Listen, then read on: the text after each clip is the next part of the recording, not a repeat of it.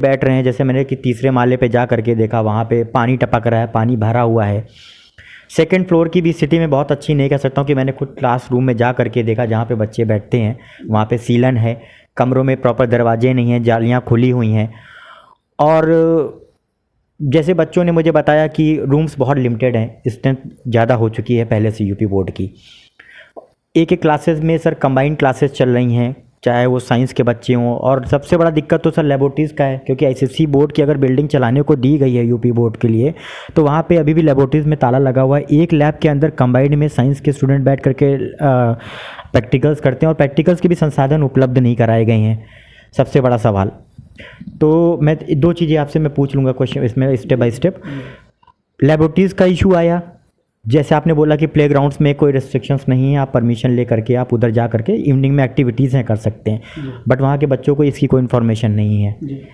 और जैसा उन्होंने मुझे बोला कि स्पोर्ट्स एनसीसी, तो मैंने जैसा आपने वही बताया कि एनसीसी वजह से हम लोग हैं, मैंने तो आपके साथ में एनसीसी करा हुआ है, एनसीसी एयर विंग मैंने लिया था, और इस कॉलेज में तीनों विंग्स अवेलेबल हैं लखनऊ के कॉलेज में। तो अभी वो उनके एनसीसी की फैसिलिटीज़ नहीं मिल रही सर। सबसे बड़ी दिक्कत तो बैठने की दिक्कतें हैं, क्योंकि बच्चों के पास में और टीचर भी प्रॉपर वे में नहीं है जी। तो मुझे थोड़ा सा स्पष्ट करिए। अविनाश जी, जैसा आप जानते हैं कि ये विद्यालय माननीय उच्चतम न्यायालय के आदेश के उपरांत खुला है। शिक्षा विभाग ने जो पिटिशनर टीचर्स थे या जो कोर्ट से इंडक्टेड दोबारा हुए हैं, उन टीचर्स को ही अपॉर्चुनिटी दी है। प्रबंध तंत्र ने जिन लोगों को सुचारू व्यवस्था के लिए रखा था, उनको तनख्वाह ट्रेजरी से नहीं मिल रही है, वो भी संघर्षरत हैं और उनके भी मैटर कोर्ट में सब जुडिस हो चुके हैं।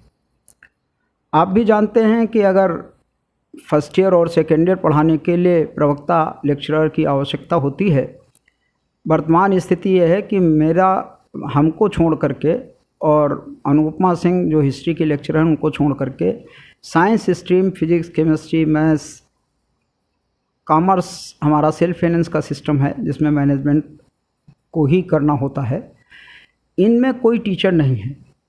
ये टीचर जब शिक्षा विभाग यहाँ पर भेजेगा या शिक्षा विभाग प्रबंध तंत्र को निर्देशित करेगा, वहाँ पर एक बर्खास्त शिक्षक है शैलेंद्र सिंह राठौर, जो कि विद्यालय के अंदर घोर अनियमितताएँ कर रहा है, जिसकी ऑलरेडी मैं बता चुका हूँ कि इंक्वायरी मुख्यमंत्री महोदय की तरफ से और कॉलेज प्रबंध समिति के अध्यक्ष कमिश्नर लखनऊ डिवीज़न की तरफ से निर्गत की गई है, जिसमें लगभग 25 इम्तहान व्यक्तिगत खातों में उनके पैसे, ये घोर वित्तीय अनियमितताएँ इसलिए की जा रही हैं कि ऐसा लगता है कभी कभी कि इतनी शिकायतों के उपरांत विभागीय कोई कार्रवाई इस व्यक्ति के खिलाफ नहीं हुई।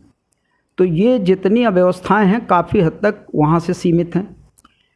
शिक्षा विभाग केवल टीचर्स की सैलरी का मत देता है, जो एम्प्लॉइज़ हैं उनके द्वारा ऊपर बारिश में जो काम किया जाना चाहिए था वो अगर कराया गया होता तो थोड़ी बहुत उसमें व्यवस्था हो सकती थी, मगर ये भड़काता रहता है। ये कहता है कि ये बर्खास्त शिक्षक जो शैलेंद्र राठौर है, ये वहाँ न्यूसेंस करना चाहता है, सिर्फ इसलिए चाहता है कि उसकी मोनोपोली बनी रहे, न्यूसेंस वैल्यू बनी रहे, और वो शिक्षा विभाग में अपने को सर्वे सर्वा कह के यहाँ लोगों को धमकाता रहता है। लेकिन सर प्रिंसिपल तो आप हैं। प्रिंसिपल हम हैं, उसके बारे में भी आपको बता रहे हैं कि प्रिंसिपल की पावर्स एडमिशन की और जो कंप्यूटर का कोड है, इसी बर्खास्त शिक्षक को जिला विद्यालय निरीक्षक महोदय ने दे रखा है, जिसका हमने कई बार संज्ञान लेकर के उनकी नॉलेज में इस बात को रखा है, मगर उस पर अभी तक कोई कार्रवाई नहीं हुई। इन्हीं सब कारणों की वजह से वहाँ अव्यवस्था है। रही बात इसकी कि वहाँ पर मेंटेनेंस, ये बिल्डिंग हमारी ओरिजिनल बिल्डिंग जो थी वो तो 1892 की बिल्डिंग बनी हुई है, ये बिल्डिंग 88 की बनी हुई है। अब चूँकि सरकार द्वारा कोई मेंटेनेंस का मद नहीं दिया जाता, रंगाई पुताई वहाँ नहीं हुई है, वहाँ फ़ी स्ट्रक्चर जो है वो जैसे एडेड स्कूलों में होता है उसी तरीके से है, बिल्कुल 600 रुपये और 1000 रुपये के अंदर उनकी फ़ीस है। तो उससे मेंटेनेंस और अन्य चीज़ें नहीं हो सकती। वो तो प्रबंध तंत्र की काइंडनेस है कि उन्होंने बेसिक हॉस्पिटैलिटी, बिजली, पानी, सफाई, इसकी व्यवस्था उन्होंने कर रखी है और अपने मद से वो 50,000 रुपये लमसम महीने के खर्चा करते हैं। सर जैसे मैं मैनेजमेंट की बात करूं तो कॉलविन तालुके दास कॉलेज लखनऊ के माने जाने कॉलेजेस में आता है। तो मैनेजमेंट जिस हिसाब से मुझे बताया गया कि यहाँ पर ये स्थितियाँ चल रही हैं, पहली चीज़ तो मैं मुद्दों की ही बात आपसे करूँगा, व्यक्तिगत टिप्पणी मैं किसी पर नहीं करूँगा। जैसे मैंने आपसे बात करी, मैं खुद एक स्टूडेंट हूँ, तो मैं वहाँ पे स्टूडेंट के मुद्दे उठाने गया था। तो मैं स्टूडेंट के ही मुद्दे सोशल मीडिया पर उठा रहा हूँ। और सर टीचर्स एसोसिएशन में क्या चल रहा है सर, एक विद्यालय को उसके बीच में नहीं जाना चाहिए। क्योंकि एक विद्यार्थी के लिए चाहे टीचर कोई भी हो, सभी समान होते हैं। बट सोशल मीडिया पर सर मेरा बस सीधा आने का एक मेन पर्याय यही था कि जो विद्यार्थियों के द्वारा मैंने जो कॉलेज की दुर्गति देखी, सर मैं इसको दुर्गति कहूँगा, मैं आपसे क्षमा याचना करूँगा। और मैनेजमेंट अगर 50,000 रुपये कर रहा है, दे रहा है, मैं मानता हूँ कि ठीक है की बात कर रहा हूँ जी। एग्जैक्ट फिगर नहीं सर मैं लगभग ही मानता हूँ जी। हम लोगों ने रिक्वेस्ट किया कि बेसिक हॉस्पिटैलिटी तो रहनी चाहिए, इसलिए मैं उनकी काइंडनेस इसलिए मान रहा हूँ कि वो अगर ना दें तो बाध्य नहीं है, क्योंकि एडेड स्कूल होने के बाद सारे मद, और सबसे बड़ी गड़बड़ी ये है कि ये जो मद हैं इनका प्रॉपर अकाउंट होता है। हमने आपको जैसे बताया, इस बर्खास्त शिक्षक शैलेंद्र राठौर की वजह से वहाँ पर ये सारी वित्तीय अनियमितताएँ हो रही हैं। वो पर्सनल अकाउंट बना के उन लोगों ने पैसे अपने तरीके से खर्चा किए। तो जो प्रशासनिक व्यवस्था प्रबंधन को करनी चाहिए या प्रधानाचार्य को करनी चाहिए, उसमें ये सारे व्यवधान उत्पन्न हो रहे हैं। सर इस तरह की जैसे वित्तीय अनियमितताएँ हो रही हैं, और ऐसा नहीं है कि मैनेजमेंट इस कॉलेज का या यहाँ के शिक्षक इस चीज़ से वाकिफ़ नहीं है, इतना कुछ होने के बाद भी सरकार को आपने कोई ज्ञापन दिया गया, संज्ञान सरकार ने लिया? सरकार ने माननीय हमने बताया पूर्व प्रधानाचार्य डॉक्टर राकेश्वर सिंह साहब ने एक कंप्लेंट की, जिसमें लगभग 40 लाख रुपए का एक हमने माननीय अध्यक्ष आयुक्त लखनऊ मंडल को एक पूरी डिटेल के साथ, एविडेंस के साथ दिया।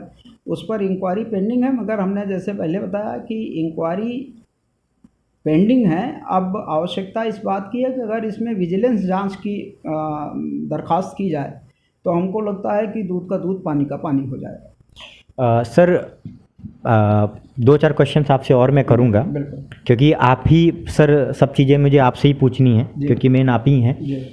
सर इस जर्जर स्थिति में बिल्डिंग चल रही है, आप भी नीचे पहले माले पे बैठते हैं। सर अगर किसी भी प्रकार की कोई दुर्घटना घटित होती है, अगर मैं सारी चीज़ों को अवॉइड कर दूँ, एक ह्यूमैनिटी के नाते मैं आपसे पूछ रहा हूँ कि आप शिक्षक हैं और शिक्षक माँ बाप की तरह होता है, तो सर जिस हिसाब से इस बिल्डिंग में बच्चों को बैठाया जा रहा है, क्लासेस चलाई जा रही हैं जर्जर अवस्था में, सर अगर किसी भी तरह की कोई दुर्घटना घटित होती है तो उसके लिए जिम्मेवार कौन होगा? अविनाश जी, पहले तो जितना प्रेजेंट किया जा रहा है इतना नहीं है। वास्तविकता तो ये है कि वो बिल्डिंग 88 की बनी हुई है, वहाँ रखरखाव की वजह से ये सारी समस्याएं हैं। क्योंकि जो प्रबंधन का कार्य है वो प्रबंधन को नहीं करने दिया जा रहा है।